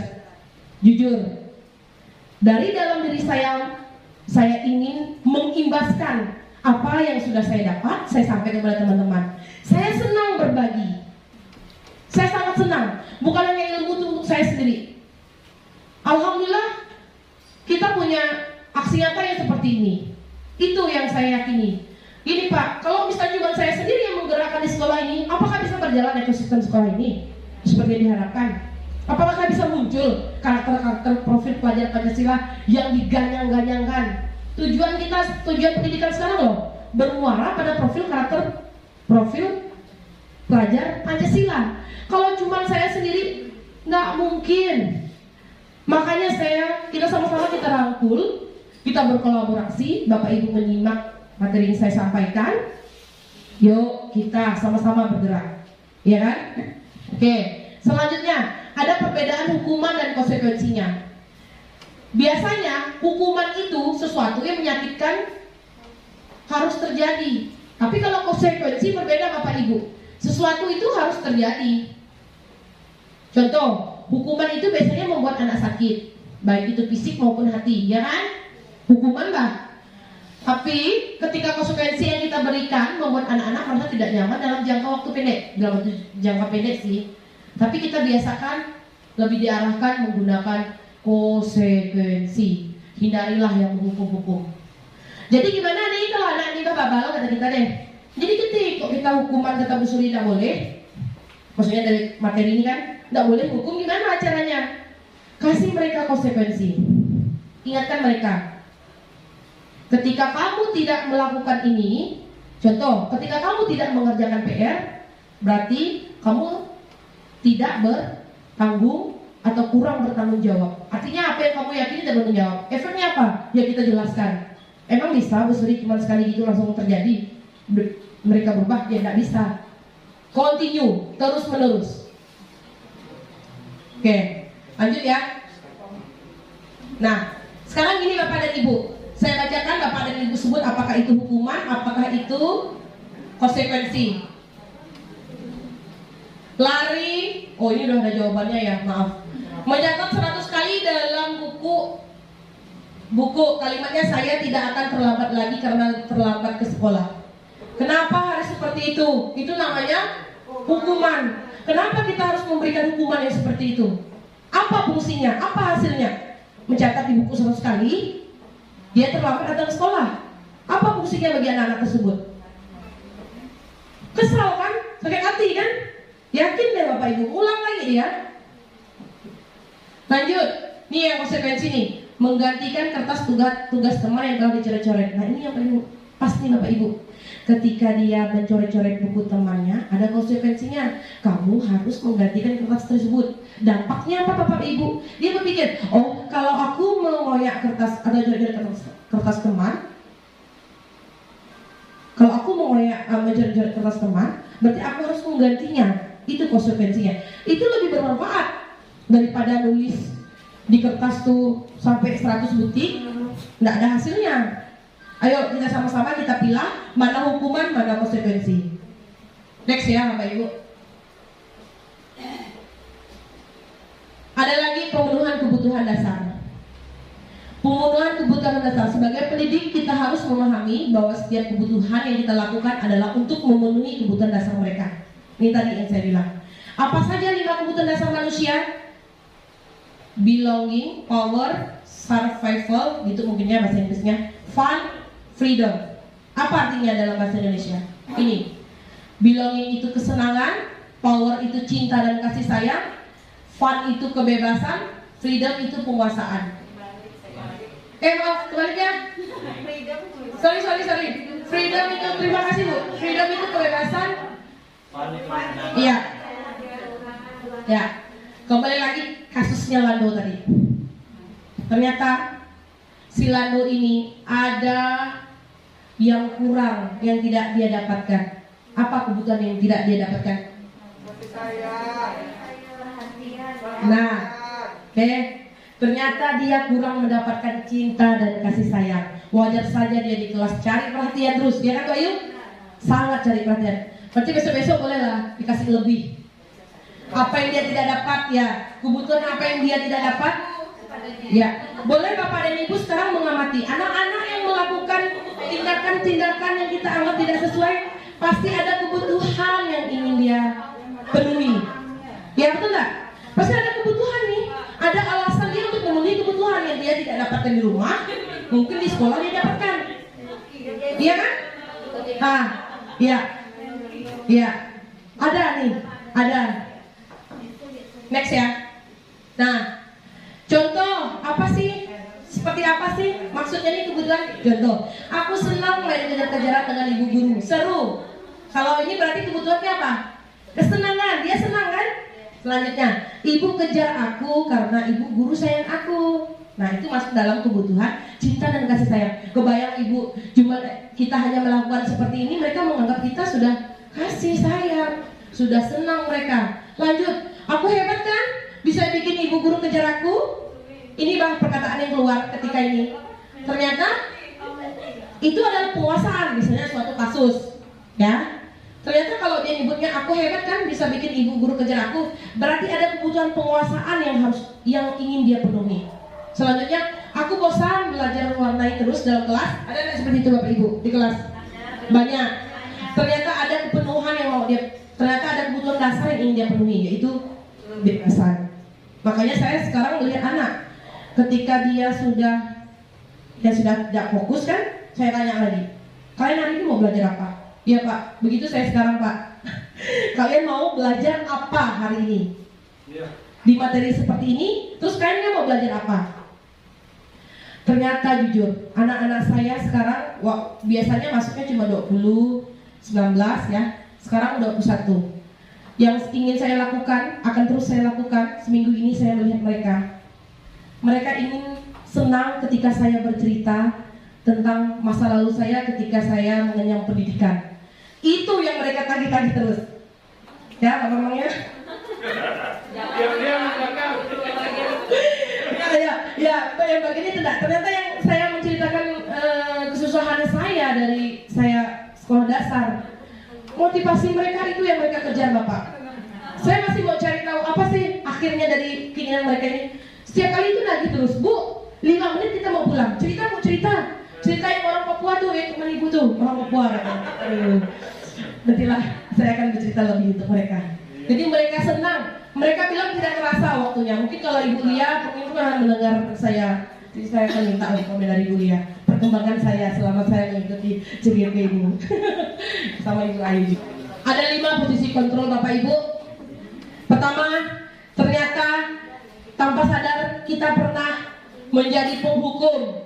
Kita pernah membuat merasa bersalah. Kita juga pernah menjadi teman dengan anak-anak. 5 posisi kontrol ini yang seharusnya yang harus kita ketahui sebagai pendidik. Nah, seperti apa sih harusnya kita berperilaku? Posisi kontrol yang seperti apa harusnya kita sebagai pendidik? Apakah kita sebagai penghukum? Apakah kita pembuat merasa bersalah? Ataukah kita sebagai teman atau pemantau atau manajer? Bagusnya yang mana nih harusnya? Oke, akan saya jabarkan. Ternyata ketika kita seperti ini Bapak Ibu, ya, menghardik, menunjuk, menyakit, menyindir, itu yang kita buat ya. Terus kita berkata, kalau kamu tidak melakukan, awas ya. Rasakan, ternyata itu penghukum. Ternyata posisi kita pada saat itu kita menjadi penghukum loh Bapak Ibu. Pernah nggak kita lakukan? Sering malah. Saya juga baru sadar, ternyata saya sering menjadi posisi kontrol atau saya sering melakukan posisi kontrol penghukum. Apa dampaknya pada anak-anak Bapak Ibu? Dampak pada anak, mereka pasti mengulangi kesalahan. Pasti. Pantaslah kata Bu Dewi. Please kita jangan jangan menggunakan posisi kontrol penghukum. Kita lanjut lagi ya. Pernah nggak kita menggunakan posisi kontrol pembuat merasa bersalah? Pertama, yang biasa kita berbuat nih, berceramah dan mengatakan seharusnya Ibu gak kecewa. Pernah kan? Ternyata kita tuh menggunakan posisi kontrol membuat merasa bersalah. Ya, saya juga seperti itu dulu. Semoga lah tidak ya setelah belajar ini. Yang biasa kita katakan, kamu seharusnya, kamu itu sudah tahu Ibu lelah bah sekali. Setelah sekali bah ibu mengatakannya nih, ibu stres bah. Pernah nggak kayak gitu? Pernah kan? Sering. Ternyata kita menggunakan posisi kontrol pembuat orang merasa bersalah. Pasti dampaknya murid ngomongnya gini nanti ujungnya, maafkan ya bu ya. Pasti kayak gitu kalau kita ngomongnya gitu. Tapi apa dampak pada murid? Ternyata murid merasa rendah diri. Itu dampaknya ke murid kalau kita menggunakan posisi kontrol membuat merasa bersalah. Selanjutnya ada teman. Nah ini teman nih, saya juga pernah nih teman nih. Posisi kontrol teman. Pertama, guru membuatkan alasan-alasan untuk muridnya. Biasanya yang sering kita katakan ini kan, ayolah lakukan demi ibu. Masa sih kamu tidak mau? Atau ingat nak, ibu pernah bantu. Ternyata murid nanti lama-kelamaan berkata, saya pikir ketika kita tidak membantunya nih, ketika kita tidak melakukan posisi kontrol ini, bahayanya gini loh. Saya pikir bapak ibu teman saya. Ternyata begitu. Itu mindset murid. Ya, dampaknya apa? Mereka menjadi lemah, tidak mandiri, dan tergantung. Kalau kita menganggap murid kita sebagai teman, dan kita menggunakan posisi kontrol seperti itu. Ada lagi tingkatannya nih, yaitu pemantau. Ketika kita melakukan posisi kontrol pemantau, apa yang dibuat guru? Pertama dia menghitung, mengukur. Biasanya sih guru yang dalam menggunakan posisi kontrol pemantau ini dia selalu berkata gini, apa peraturannya? Apa peraturannya? Bisa kayak gitu. Anak terlambat, apa peraturannya? Gitu kan? Dia memantau nih, tapi dia berkata apa peraturannya? Selanjutnya, hasilnya menyesuaikan diri bila diawasi dan cenderung murid itu berkata, berapa banyak bintang yang saya harus peroleh? Berapa halaman yang harus saya tulis? Kalau kita jadi pemantau tuh kayak gitu. Jadi anak-anak tuh tanya, Bu, berapa banyak nih halaman yang kita tulis?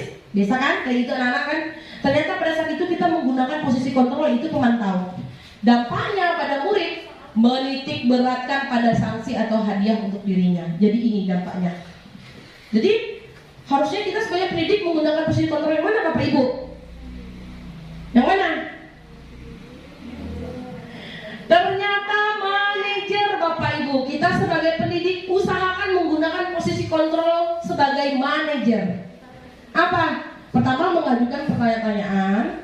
Yang kedua kita selalu berkata, apa yang kita yakini? Apa sih yang kita yakini? Jangan ada sih, salah maaf. Apa yang kita yakini? Apa yang bisa kalian kerjakan untuk memperbaiki masalah ini? Jadi kita bertanya, tapi kita minta mereka sendiri yang menyelesaikan masalahnya. Tanpa, misalnya kalau ada kasus nih ya, tanpa kita mesti yang harus seperti penghukum, membuat rasa bersalah, teman, memantau. Jadi ternyata kita diarahkan untuk menjadi manajer. Dan murid berkata biasanya ya, kalau kita melakukan manajer ya, posisi kontrol manajer ya, bagaimana caranya supaya bisa memperbaiki keadaan Bu? Pasti mereka akan menanyakan solusi dengan kita.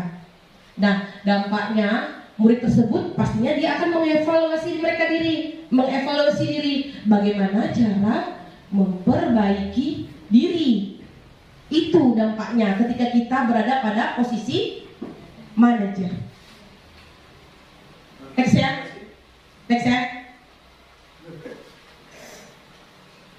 Oke, nah ini tadi.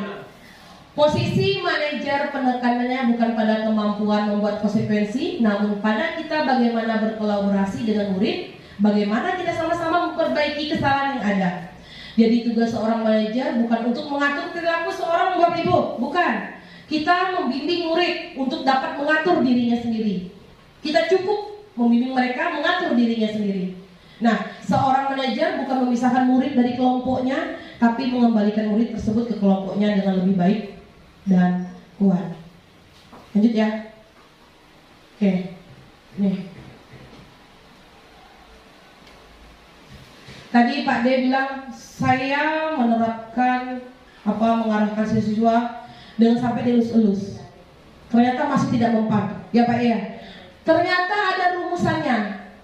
Ketika kita menyampaikan pada anak-anak, kalau cuma ngomong-ngomong ya Pak, yang diserap anak berapa persen? Cuma cuma 10% Bapak Ibu. Terus kalau kita ngomong dengan ada suara yang gimana gitu kan, kalau itu cuma 35%. Tetapi kalau kita menggunakan bahasa tubuh yang tersampaikan tuh 55%. Berarti apa maksudnya saudara? Berarti lebih baik kita menyampaikan pesan ke anak-anak kita menggunakan suara, menggunakan nada suara, dan menggunakan bahasa tubuh. Barulah tersampaikan 100%. Tapi kita cuma ngomong berkata-kata aja, yang disampaikan anak itu cuma 10% ya. Kalau kita hanya ngomong ya. Tapi ketika kita padukan ketiga-tiga ini, maka yang akan tersampaikan itu 100%. Yuk, mulai dari sekarang. Yuk, kita nyampaikan pesan ke anak-anak nih. Ini nih, ternyata setelah diteliti. Oke. Bahasa tubuhnya itu istilah kita langsung Ya. aksen. Ya. Apa itu restitusi? Iya. Pernah dengar kata-kata restitusi? Belum, saya juga belum. Tapi ketika belajar baru saya tahu. Restitusi itu adalah proses menciptakan kondisi bagi murid untuk memperbaiki kesalahan mereka sehingga mereka bisa kembali ke kelompok mereka dengan karakter yang lebih kuat. Gini Bapak Ibu, restitusi ini kita gunakan pada saat kita memecahkan kasus. Kita sering, apalagi guru BK itu ya, kita sering menghadapi beberapa kasus. Nah kita bisa nih pakai restitusi nih. Apa sih maksudnya? Nah itu tadi itu, kita bisa mengembalikan anak kepada kelompok mereka dengan karakter mereka. Restitusi juga adalah cara yang paling baik untuk mereka memperbaiki diri. Restitusi juga berfokus pada karakter bukan tindakan. Restitusi berfokus pada solusi, ya. Dan restitusi mengembalikan murid yang berbuat salah pada kelompok mereka dengan mereka mempunyai keyakinan yang lebih kuat lagi. Nah, biasanya segitiga restitusi ini prosesnya Bapak Ibu.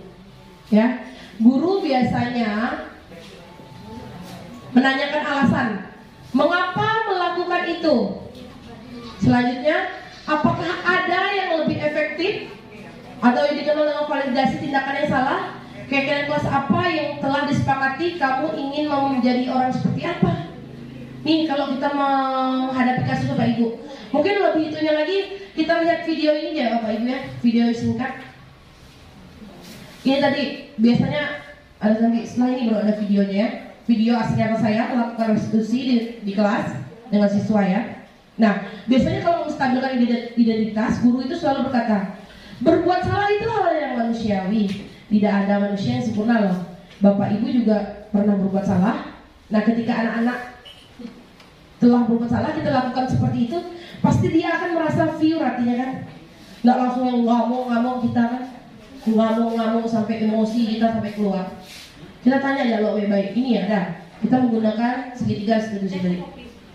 Selanjutnya, setelah kita berbicara seperti itu, kita lakukan validasi tindakan yang salah.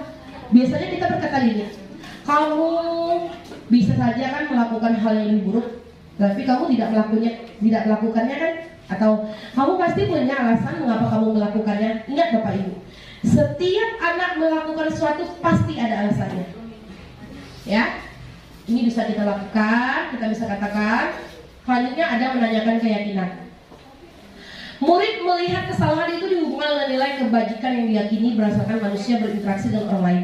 Biasa saja ketika kita sudah membuat kesepakatan kelas, langsung kita tanya, apa nilai-nilai yang kamu yakini atau apa nilai-nilai yang kamu percaya? Bisa kita tanya seperti itu Bapak Ibu. Oke, ini adalah video atau cuplikan video aksi nyata saya di kelas. Saya menangani kasus Bapak ini dan menggunakan segitiga restitusi. Selamat menyaksikan. Silakan yang mau minum silakan. Alhamdulillah sekarang agak berkurang. Siapa yang tidak kenal dengan namanya Mirja ya? Bu Ayu dan yang pernah mengajarkan pasti tahu Mirja itu memang anak yang hiperaktif, sering berbicara dengan temannya di kelas. Nah ini saya mencoba melakukan segitiga restitusi dengan menerapkan tiga tindakan. Ketika anak-anak tersebut berbicara, pasti ganggu teman lainnya.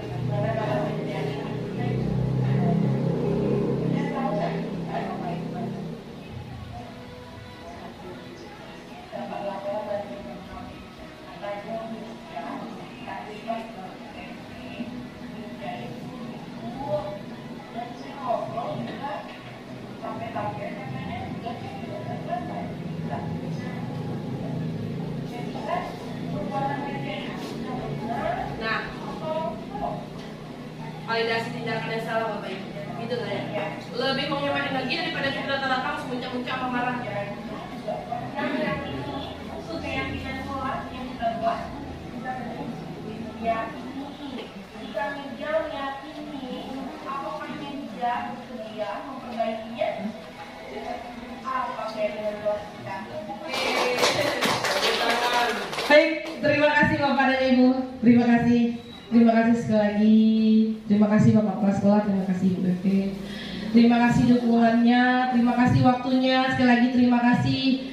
Semoga dengan apa yang telah saya sampaikan, materi kali ini benar-benar bisa kita aplikasikan ya dalam proses kita belajar. Ya, saya siap membantu, saya siap ibaratnya kita sharing ya Bapak Ibu, kita siap berkolaborasi sama-sama. Kita bangun budaya positif yang ada di SDN 13 kita dengan cara berkolaborasi bersama-sama. Saya akhiri Bapak Ibu, mungkin dalam saya penyampaian ada tutur kata saya yang salah. Saya ucapkan minta maaf. Saya akhiri dengan wabillahi taufiq wal hidayah. Assalamualaikum warahmatullahi wabarakatuh. Oke, baiknya sebelumnya kita kasih applause dulu buat sahabat kita. Ya, baik. Kami dari teman-teman juga mengucapkan terima kasih atas materi yang sudah disampaikan. Ya, ini merupakan penambah wawasan bagi kita guru. Ya, dari semua yang sudah disampaikan oleh sahabat kita Ibu Sri Wahyunisari. Ya, kita terbuka mata, hati dan pikiran kita sebagai seorang guru terbuka. Ternyata ada yang kita lakukan selama ini yang kita anggap benar ternyata salah, gitu ya. Tapi ada juga yang diperbaiki, yang harus kita perbaiki. Ada juga yang benar, tapi harus lebih diperbaiki lagi, begitu. Tanggapan saya sebagai rekan sekerja di tempat ini, ya, yang pertama kami merasa sangat berterima kasih karena sudah dibuka wawasannya tentang pengimbasan materi modul 1.4 ini. Ya, dan kita bersyukur ada teman kita yang masuk ke dalam guru penggerak, jajaran guru penggerak, gitu ya. Dan itu juga memotivasi kita untuk menjadi lebih baik lagi. Dan terima kasih juga karena mau berkolaborasi bersama-sama kami untuk kita sama-sama memajukan sekolah kita SDN 13 Nangapino, ya, menjadi lebih baik lagi di dalam kelas kita masing-masing dan juga budaya-budaya positif yang akan kita lakukan bersama anak-anak kita di tempat ini. Jadi kalau menurut saya itu saja Pak. Bu Sri, jika ada tanggapan juga dari teman-teman saya persilakan. Oh ya, dari kepala sekolah ya, kita berikan kesempatan kepada kepala sekolah kita untuk memberikan tanggapannya. Terima kasih. Tepuk tangan dulu untuk Bu Heri dan kita semua. Baik, terima kasih. Mungkin pada siang hari ini kita sudah mengikuti pengimbasan aksi nyata yang dilakukan oleh Bu Sri Wahyunisari pada SDN 13 Nangapino ini cukup jelas ya. Ini supaya Bapak Ibu juga nanti bisa melaksanakannya di kelas kita ya. Semoga materi ini juga bisa dibagi untuk kita pelajari ya, karena kita waktunya yang terbatas ini. Mungkin kalau dapat lagi materinya dibaca-baca lagi.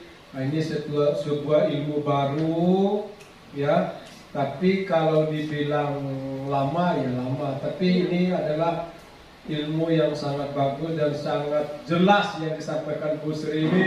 Luar biasa, saya aja tidak mampu menyampaikan seperti ini. Ini sudah cukup luar biasa. Terima kasih kepada Bu Sri, kawan-kawan, mohon maaf semuanya. Jadi harapan saya ke depannya Bapak Ibu bisa melaksanakan di kelasnya masing-masing. Terima kasih. Assalamualaikum warahmatullahi wabarakatuh. Tadi kita sudah saksikan bersama ya presentasi dari CGP saya, Ibu Sri Wahyunisari.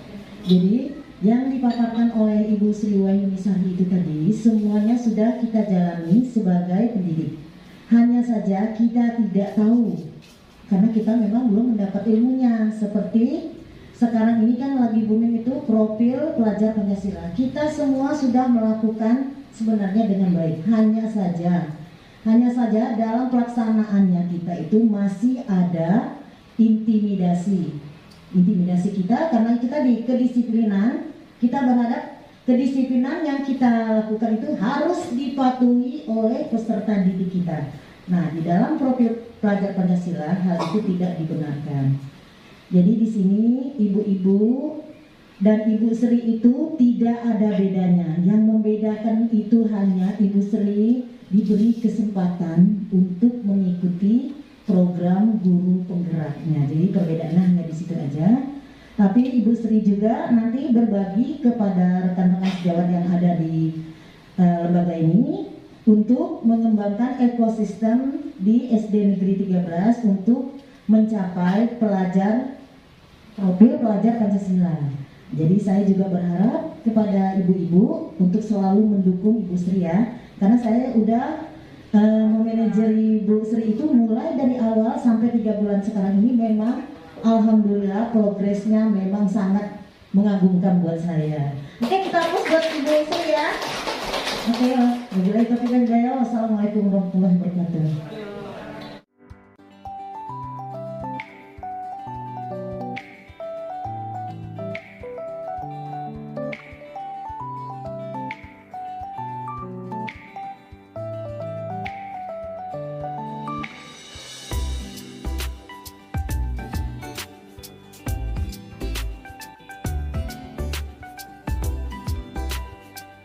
Nomor 1 silakan dibaca yang ditulisnya. Maju Bu. Kami bersedia datang 10 menit sebelum jam pelajaran dimulai. Setuju? Sepakat? Tadi 15 menit, 10 nih. 10 ya. Masalahnya kita karena kami masih 15 menit ya supaya ini kan dengan bangga menggunakan pakaian seragam beserta atribut. Wis mantap dengan bangga. ini daftar kehadiran setiap hari. Keren. Bisa dah? Kami sepakat. Dan semangat melaksanakan upacara setiap hari Senin dan Hari Raya Nasional. Keren. Semangat ya. Menyusun program pengajaran dan melaporkan kepada kepala sekolah semua tugas dari sekolah. Oke, senang ya? Senang. Kepada kepala sekolah bagi rekan-rekan yang tidak hadir. Guru bangga memiliki sekolah yang bersih, indah sehingga ada rasa damai, tentram dan sejuk. Oh, keren. Keren ya Bu Boyan, keren Mang. Kata bahasanya keren Mang. Guru bahasa Indonesia. Mana Bu Boyan? Ini dia Bu Boyan. Kami senang menjadi tauladan yang baik bagi sesama guru dan siswa dari ucapan, sikap, tindakan maupun berpakaian. Nah. Merawat dan bertanggung jawab penuh atas semua fasilitas yang dimiliki sekolah. Keren. Sepakat. Tolong disikat ya. Tanggung jawab menjaga, memelihara keamanan, bagus. dan keutuhan sarana dan prasarana sekolah. Wih, bagus tuh. Sip, bagus.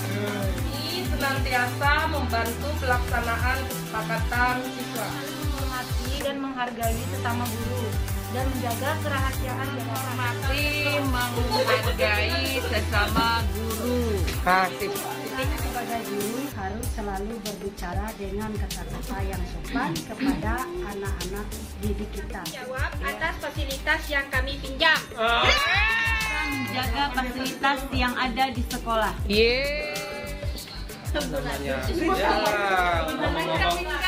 Ngomong-ngomong ringan tapi serius. Yes. Bahwa kita membuat atau mengubah dari kewajiban tata tertib menjadi sebuah kesepakatan guru.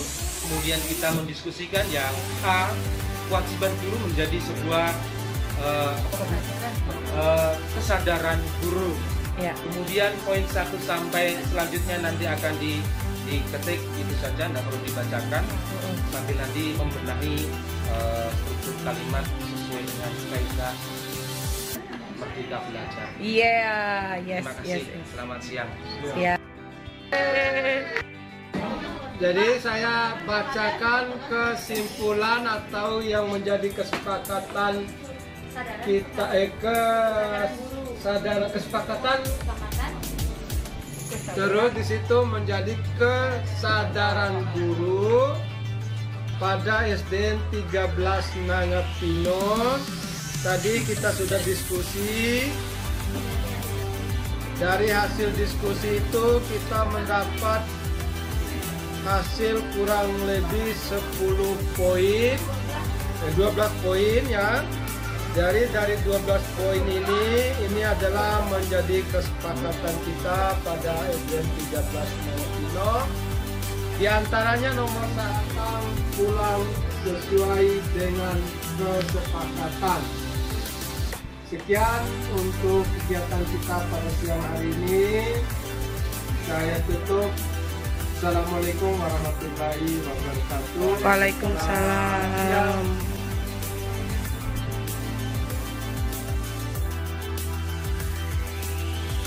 Catatan aksi nyata 1.4 yang sudah saya laksanakan di SDN 13 Nangapino.